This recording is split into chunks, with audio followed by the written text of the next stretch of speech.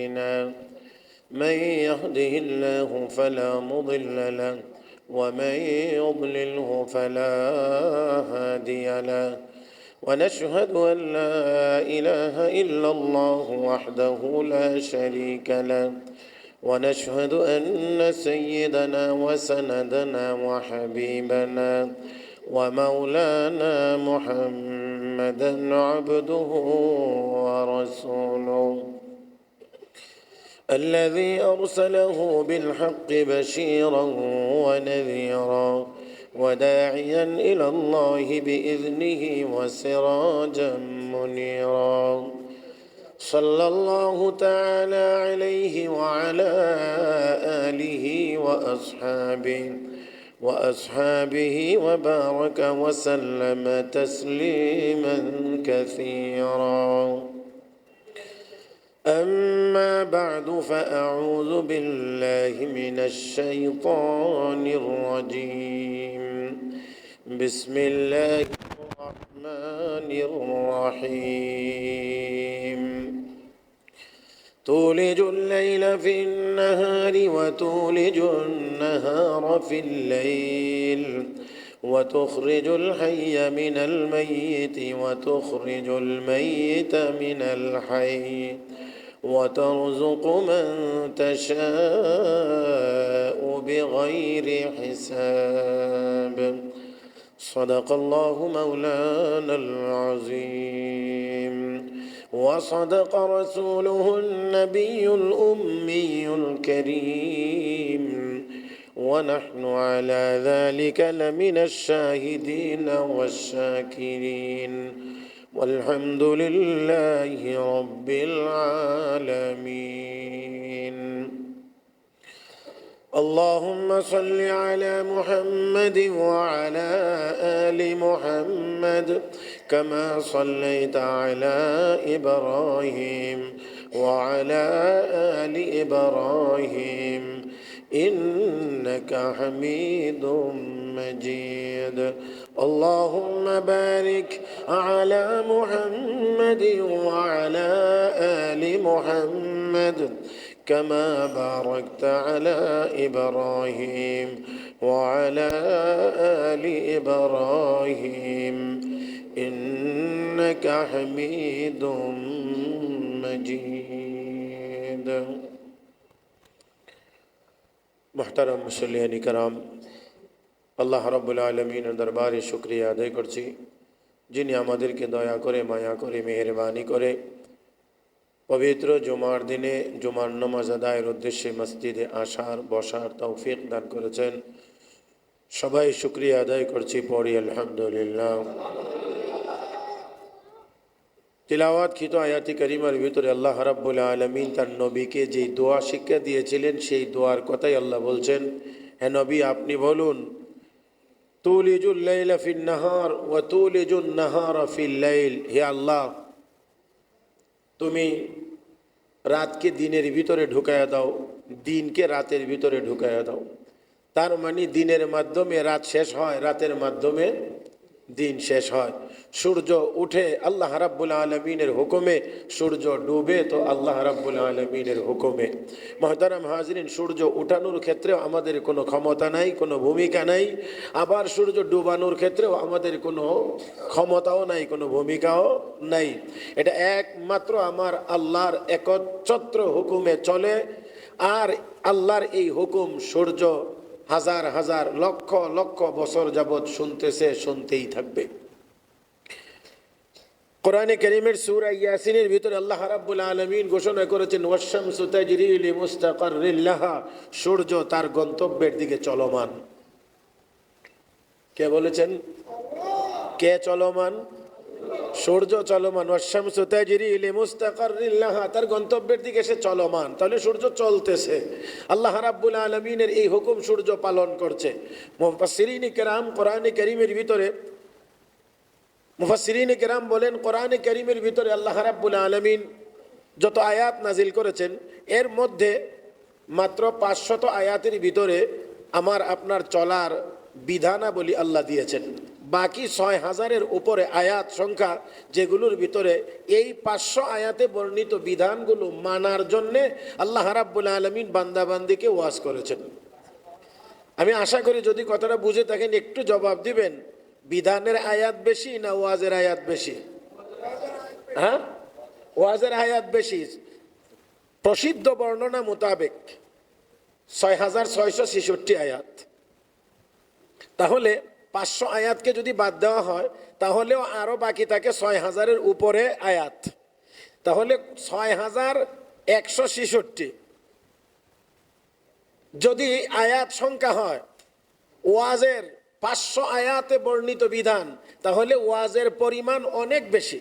যারা কথায় কথায় বলেন এত ওয়াজের দরকার কি, তাদেরকে আমি একটু বিনয়ের সাথে বলি, আল্লাহ রাব্বুল আলামিন কোরআনে কারীমের 500 আয়াতে বর্ণিত বিধান মানার জন্যে 6,000-এর উপরে আয়াতের ভিতরে ওয়াজ করার কি দরকার ছিল? তাহলে বোঝা গেল যে কোনো একটা কথা মানাইতে হলে, যে কোনো একটা আমলের উপরে মানুষকে আনতে হলে তাকে অনেকগুলো কথা বুঝাইতে হয়। এই কারণে 500 আয়াতে বর্ণিত বিধানগুলো পালন করার জন্য রব্বে কারীম 6,000-এর উপরে আয়াতের ভিতরে ওয়াজ করেছেন, বান্দাবান্দিকে নসিহত করেছেন। এই ওয়াজের মৌলিক বিষয়বস্তু হলো 3টা। এই 3টার একটা হলো তাযকির বি আলা ইল্লাহ, আল্লাহ রাব্বুল আলামিন তার কুদরতের বর্ণনা দিয়ে বান্দাকে ওয়াজ করেছেন। নাম্বার 2, তাযকির বি আইয়ামিল্লাহ, অতীত নবী রাসূলদের উম্মতদের উত্থান পতন, তাদের এই ইতিহাস, তাদের ঘটনাবলী বর্ণনা করে আল্লাহ এই উম্মতকে ওয়াজ করেছেন, নসিহত করেছেন। নাম্বার 3, তাযকির বিমা বাদাল মাউত, মৌত এবং মৌতের পরবর্তী জীবনের বর্ণনা দিয়ে আল্লাহ রাব্বুল আলামিন বান্দাবান্দিকে ওয়াজ করেছেন। কোরআনের কিছু আয়াতের ভিতরে আল্লাহর কুদরতের বহিঃপ্রকাশ, আল্লাহ কি পরিমাণ শক্তিশালী, আল্লাহর কুদরত কি পরিমাণ, এটা আল্লাহ বোঝানোর চেষ্টা করেছেন। কিছু আয়াতের ভিতরে আল্লাহ রাব্বুল আলামিন অতীত নবী রাসূলদের উম্মতদের যে অবস্থা, এই অবস্থার বিবরণ দিয়েছেন, বর্ণনা দিয়েছেন। মুহতারাম হাজরিন, কিছু আয়াতের ভিতরে আল্লাহ রাব্বুল আলামিন মৌত, জান্নাত, জাহান্নামের বিবরণ দিয়েছেন। এই মৌলিক 3টা ওয়াজ আল্লাহ রাব্বুল আলামিন কোরআনে কারীমের ভিতরে করেছেন। এবার একটু খেয়াল করেন, এর মধ্যে 1 নম্বর হলো তাযকির বি আলা ইল্লাহ, আল্লাহর কুদরতের বিবরণ দিয়ে আল্লাহ বান্দাবান্দিকে ওয়াজ করেছেন। মুহতারাম হাজরিন, এবার বলেন, সূর্য উদয় হয়, সূর্য অস্ত যায়, দুনিয়ার কারো হুকুমে? কার? আল্লাহ। সূর্যটা না কত বড় আপনাদের বিজ্ঞানের ভাষায়? হ্যাঁ, পৃথিবীর চাইতে 13 লক্ষ গুণ বড়। এই বিশাল সূর্যটা এত পাওয়ারফুল, এত শক্তিশালী করে, এত তাপ এটার ভিতরে দিয়ে আল্লাহ রাব্বুল আলামিন বানাইছেন, নির্দেশ দিয়েছেন, পূর্ব দিগন্তে উদিত হইবা, পশ্চিম দিগন্তে অস্তমিত হইবা। হাজার হাজার বছর, লক্ষ লক্ষ বছর যাবত এই সূর্য এই হুকুম মেনে চলতেছে। আমার আল্লাহ এই বর্ণনা দিয়ে বান্দাবান্দিকে বুঝাইতে চান, একটা সূর্য যদি হাজার হাজার বছর আমার হুকুম পালন করতে পারে, পূর্ব দিক থেকে উঠে পশ্চিম দিক দিয়ে গিয়ে ডুবে, এই হুকুম যদি সে পালন করতে পারে, হে বান্দা, তুই মাত্র 60-70 বছর কেন আমার হুকুম পালন করতে পারবে না? সূর্য যদি এত বছর পর্যন্ত এইভাবে চলতে পারে, আমার হুকুম মানতে পারে, নদীর পানি যদি আমার হুকুম মেনে চলতে পারে, বাতাস যদি আমার হুকুম মেনে চলতে পারে, তাহলে তুই বান্দা কেন অল্প দিন আমার হুকুম মেনে চলতে পারবে না? মুহতারাম হাজরিন, আমাকে আপনাকে দুনিয়াতে আল্লাহর হুকুম মানার জন্যে, হুকুম পালন করার জন্যই পাঠানো হয়েছে। আল্লাহর হুকুম আমরা পালন করব। আর মনে রাখতে হবে, ইসলাম ধর্মটা হলো আল্লাহর হুকুম মানার নাম, নবীর তরিকা মতো চলার নাম। আল্লাহর হুকুম মানার নাম, নবীর তরিকা মোতাবেক চলার নাম। এখানে মনে কি চাইলো না চাইলো এর কোনো স্থান এর ভিতরে নাই। যেখানে আল্লাহর হুকুম যা মুমিন পালন করবে, ব্যতিক্রম হবে না। ব্যতিক্রম হলে কি হবে আপনাদের যদিও জানা, তারপর আমি এর ভিতর থেকে একটা ছোট্ট সূক্ষ্ম কথা আপনাদের খেদমতে শুধুমাত্র পেশ করতে চাই। উহুদের যুদ্ধের কথা আমাদের সকলের কম বেশি জানা আছে। ওয়াজ নসিহতে গিয়ে অনেকে শুনতেও অনেকটা মুখস্থ করে ফেলেছে। যদিও আল্লাহর নবী 1000 মানুষ নিয়ে, 1000 সৈনিক নিয়ে বের হয়েছিলেন, কিন্তু রাস্তার মধ্য থেকে মুনাফিকদের কাফেলাটা প্রায় 300 জন তারা রাস্তা থেকে ফেরত চলে গেছে। বাকি আছে 700 সাহাবা একরামকে নিয়ে আল্লাহর নবী উহুদের ময়দানে গিয়েছিলেন। অপরপক্ষে কাফের বেঈমানদের সংখ্যা ছিল 3000-এর চাইতেও বেশি, 3000-এর চাইতেও বেশি।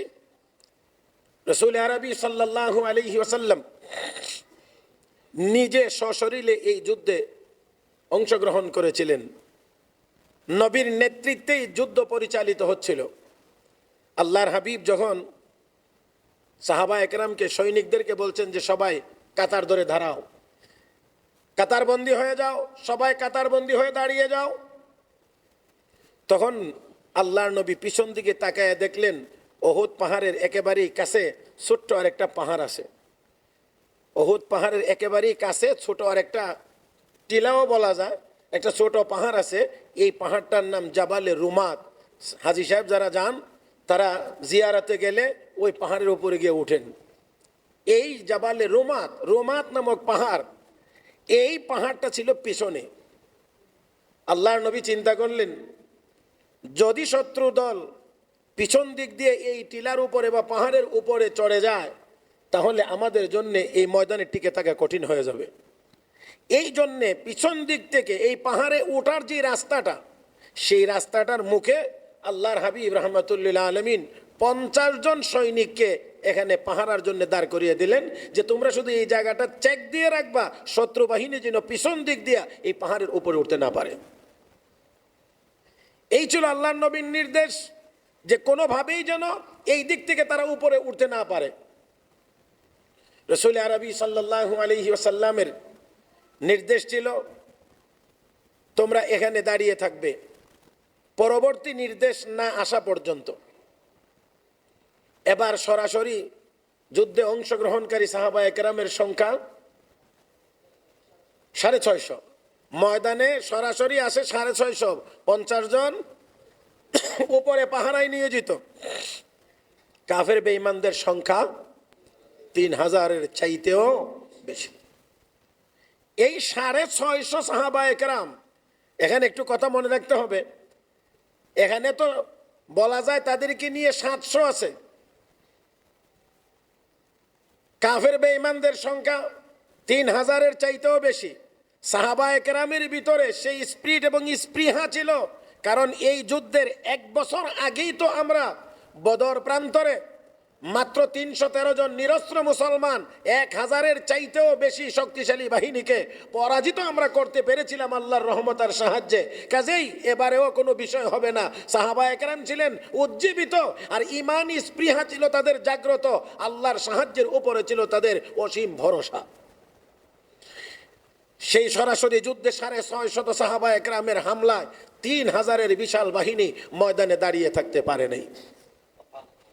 650 সাহাবা একরামের হামলায় 3000-এর চাইতে অধিক পরিমাণ কাফের বেঈমান, যে কাফের বেঈমানদের লিডার ছিল তখন হযরত খালিদ বিন ওয়ালিদ রাদিয়াল্লাহু তাআলা আনহু, তখন তিনি মুসলমান হন নাই। এত বড় বীর বাহাদুর, যিনি তাদের পক্ষে থাকার পরেও, তার নেতৃত্বে যুদ্ধের পরিচালিত হওয়ার পরেও 650 সাহাবা একরামের হামলা 3000-এও সামলাইতে পারে নাই। আমি আপনাদেরকে শুধু বিনয়ের সাথে বলছি, মুসলমান হামলা করে অস্ত্রের জোরে না, মুসলমান হামলা করে তার ঈমানের জোরে। তো সাহাবা একরামের ঈমানি শক্তি নিয়ে ময়দানে গিয়েছিলেন। আমি একটি কথা প্রায়ই বলে থাকি, কারণ আমরা মুসলমান, বাঁচলেও লাভ, মুসলমান মরলেও লাভ, মুসলমান খাইলেও লাভ, মুসলমান না খাইলেও লাভ। মুসলমান বাঁচবে তো গাজী, গাজীর উপরে আল্লাহ রাজি। মুসলমান মরবে তো শহীদ, শহীদের উপরে আল্লাহ রাজি। মুহতারাম হাজরিন, তারা ময়দান ছেড়ে পালিয়ে চলে গেছে। যুদ্ধের ময়দান থেকে যদি পালানোর প্রয়োজন হয়, তাহলে আর সব জিনিস নিয়ে যাওয়া যায় না, কয় না, সব জিনিস নিয়ে যাওয়া যায় না।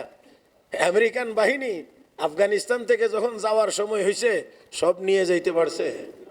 হ্যাঁ, সব নিয়ে যাওয়ার মতো সুযোগ তাদের হয় নাই। তো এই যুদ্ধের ময়দানে কাফের বেঈমানরা ময়দানে যেই সকল জিনিস ফেলে রেখে চলে যায়, এই মালগুলোকে, এই জিনিসগুলোকে, এই সম্পদকে বলা হয় গনিমতের মাল। আমার আপনার নবীর আগে অন্যান্য নবীর উম্মতের জন্য গনিমতের মাল হালাল ছিল না। রাসূল করিম সাল্লাল্লাহু আলাইহি ওয়াসাল্লাম হাদিস শরীফে ঘোষণা করেছেন যে আমার আর আমার উম্মতের জন্য ওয়া উহিল্লাত লিয়াল গানাইম, নবী কয় আমার উম্মতের জন্য আল্লাহ গনিমতের মাল হালাল ঘোষণা করেছেন। তো কাফের বেঈমানরা চলে গেছে, ময়দান পরিষ্কার, ময়দানে তাদের রেখে যাওয়া অনেক জিনিস সাহাবায়ে কেরাম সেগুলো জমাইতে শুরু করলেন। এবার ওই যে 50 জন পাহাড়ের দায়িত্বে নিয়োজিত ছিলেন, এই 50 জনের মধ্যে এবার কথাবার্তা শুরু হয়েছে। কেউ কেউ বলতেছেন আর দাঁড়িয়ে থেকে লাভ কি, ময়দান পরিষ্কার, কাফের বেঈমানরা চলে গেছে, আমরা বিজয়ী হয়ে গিয়েছি, অতএব এখানে থাকার আর কোনো প্রয়োজন নাই। কিন্তু যার নেতৃত্বে দেওয়া হয়েছিল, হযরত আব্দুল্লাহ বিন জুবায়ের তার নেতৃত্বে দেওয়া হয়েছিল, তিনি বলতে লাগলেন রাসূল বলছেন পরবর্তী নির্দেশ আসবে। বাকি সাহাবীরা বলছেন যে পরবর্তী নির্দেশ মানে কি, যুদ্ধ শেষ হয়ে গেছে, এখন তো আর নির্দেশের কোনো প্রয়োজন। কারণ রাসূলের নির্দেশ ছিল এটা যুদ্ধ চলাকালীন সময়ে, এখানে একটু গবেষণা ছিল। 40 জন সাহাবী এই মতের পক্ষে যে যুদ্ধ যেহেতু শেষ, কাফের বেঈমানরা ময়দান ছেড়ে চলে গেছে, পরাজিত হয়ে গেছে, আমরা বিজয়ী হয়ে গিয়েছি, অতএব এখন আর অপেক্ষার দরকার নাই, আমরাও ময়দানে নেমে যাই, আমরাও গিয়ে এই মালামালগুলো জমানো শুরু করি। মুহতারাম হাজিরিন, এখানে একটু কথা মনে রাখতে হবে, ইসলামের ইতিহাস অনেকটাই অনেকের সামনে বিকৃত ইতিহাস পৌঁছেছে, সঠিক ইতিহাস সকলের কাছে পৌঁছায় না।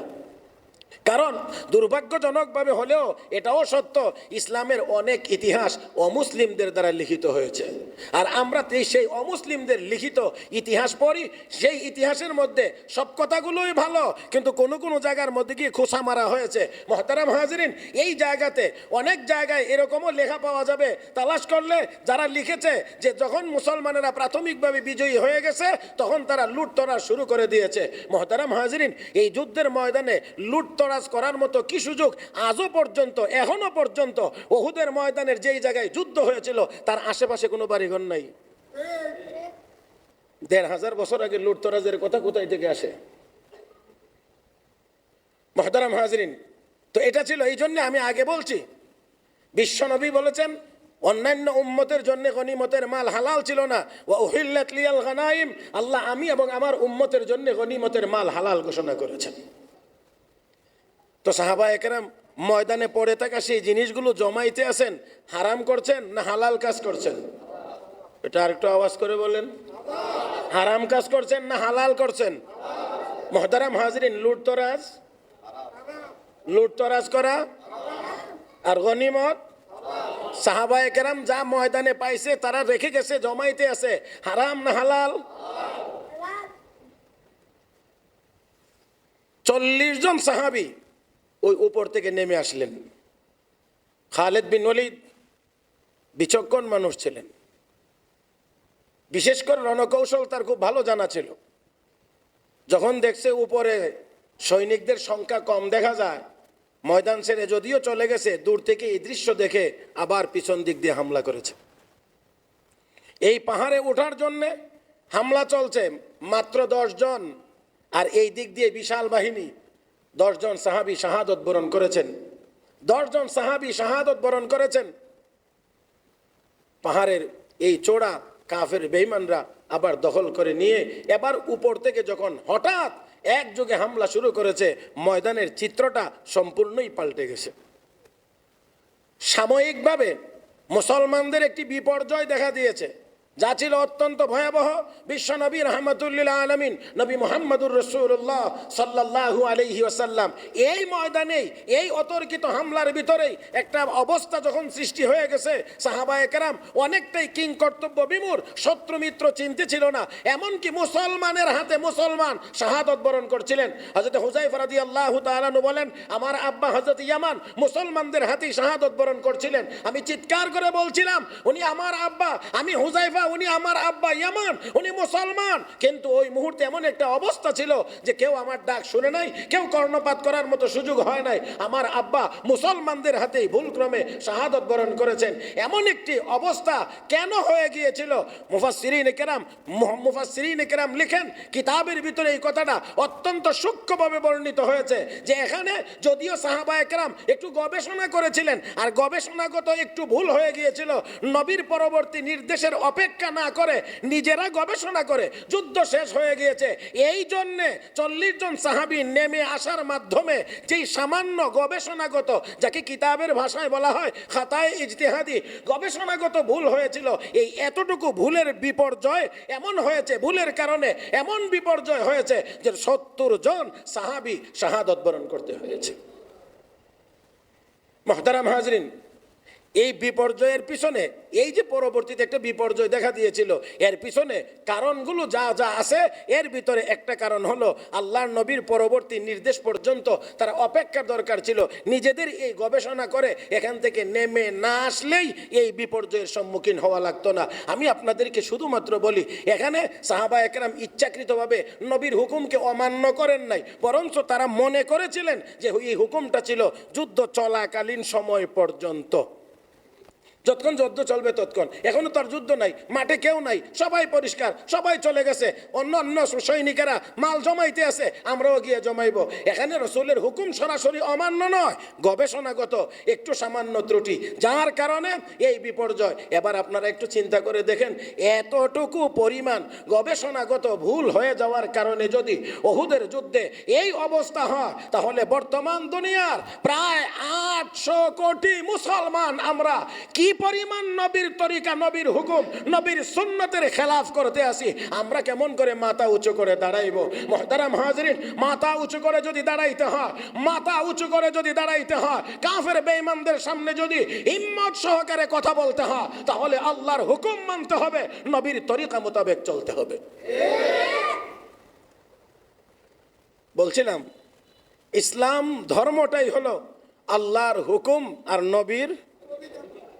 এই জন্য কোরআন শরীফের বিভিন্ন আয়াতের মধ্যে গিয়ে দেখেন আল্লাহ রাব্বুল আলামিন কি বলেন, ومن يطع الله والرسول فأولئك مع الذين أنعم الله عليهم من النبيين والصديقين والشهداء والصالحين وحسن أولئك رفيقا ومن يطع الله ورسوله فقد فاز فوزا عظيما। আল্লাহ রাব্বুল আলামিন বলেন, যারা আল্লাহ এবং আল্লাহর রাসূলের আনুগত্য করবে, ফাকাদ ফাযা ফাওজান আযীমা, সে মহা সফল হয়ে যাবে। তাহলে বোঝা গেল সফলতা নির্ভর করে আল্লাহর হুকুম মানার উপরে, নবীর তরিকা মানার উপরে। মুহতারাম হাজরিন, যাই হোক, আসুন বলছিলাম যে আল্লাহ আমাকে আপনাকে দুনিয়াতে পাঠাইছেন আল্লাহর হুকুম মানার জন্য, বিশ্ব নবীর নুরানি তরিকা মোতাবেক চলার জন্য। যারা আল্লাহর হুকুম মানবে, নবীর তরিকা মোতাবেক চলবে, তারাই নুরানি মানুষ হতে পারবে। কি মানুষ?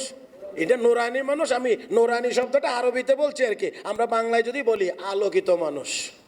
হ্যাঁ, আলোকিত মানুষ, আলোকিত মানুষ। মুহতারাম হাজরিন, আল্লাহ আমাদের সবাইকে আল্লাহর হুকুম মানার, নবীর তরিকা মোতাবেক চলার তৌফিক দান করুন। এবারে আসেন জায়গায় যাই। বলছিলাম, সূর্য কার হুকুম মানে? কতদিন যাবত? যেদিন আমার আল্লাহ বানাইছেন। কত বছর সেটা নিয়ে আমার বলার দরকার নাই, একেবারে নির্ধারণ করে বলতে হবে যে এত লাখ বছর, দরকার নাই। যখন থেকে সৃষ্টি করেছে তখন থেকে সূর্য আল্লাহর হুকুমে চলছে, আল্লাহর হুকুমে উঠে, আল্লাহর হুকুমে ডুবে। হাজার হাজার বছর, লক্ষ লক্ষ বছর যদি সূর্য আল্লাহর হুকুম মানতে পারে, আমরা 60-70 বছর আল্লাহর হুকুম মানতে পারবো না? অবশ্যই পারবো। শুধু ইচ্ছা থাকলে, একটু সদ ইচ্ছা যদি আমরা পোষণ করি, তাহলেই মনে হয় সম্ভব। মুহতারাম হাজরিন, তাহলে আসেন, আল্লাহ রাব্বুল আলামিন তার কুদরতের বর্ণনা দিচ্ছেন। আল্লাহ রাব্বুল আলামিন এই আয়াতের শুরুতেও বলেন, তুলিজুল লাইলা ফিন নাহারি ওয়া তুলিজুন নাহারা ফিল লাইল ওয়া তুখরিজুল হাইয়া মিনাল মাইয়িতি ওয়া তুখরিজুল মাইয়িতা মিনাল হাইয়্যি ওয়া তারযুকু মান তাশাউ বিগাইরি হিসাব।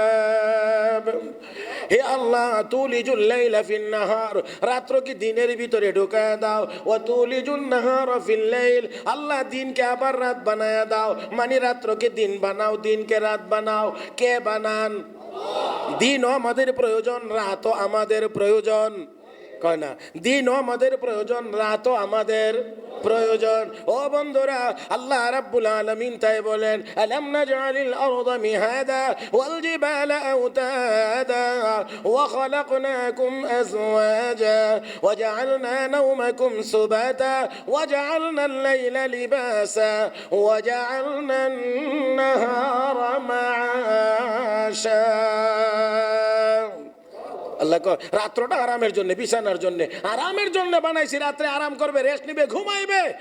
আর দিনটাকে ওয়াজআলনা নাহারা মাআশা, দিনের বেলা উপার্জন করবে। তাহলে কাজকর্ম দিনে, রাত ঘুম হবে।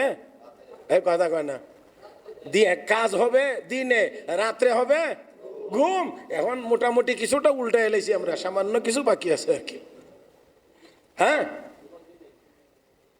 মুহতারাম হাজরিন, বড় বড় ডাক্তারদের কাছ থেকে জেনে নেবেন কোন সময়ের ঘুম বেশি স্বাস্থ্যকর আর কোনটা ক্ষতিকর, একটু জেনে নেওয়ার চেষ্টা করবেন। যদি জানেন আর গভীর পর্যন্ত যান, তো গিয়ে দেখবেন যে আমার আল্লাহ রাত্রকে দিনের জন্য বানাইছেন, দিনকে উপার্জনের জন্য বানাইছেন, রাত্রকে ঘুমের জন্য বানাইছেন। রাত্রের ঘুমই বেশি স্বাস্থ্যসম্মত, দিনের ঘুম বেশি স্বাস্থ্যসম্মত না।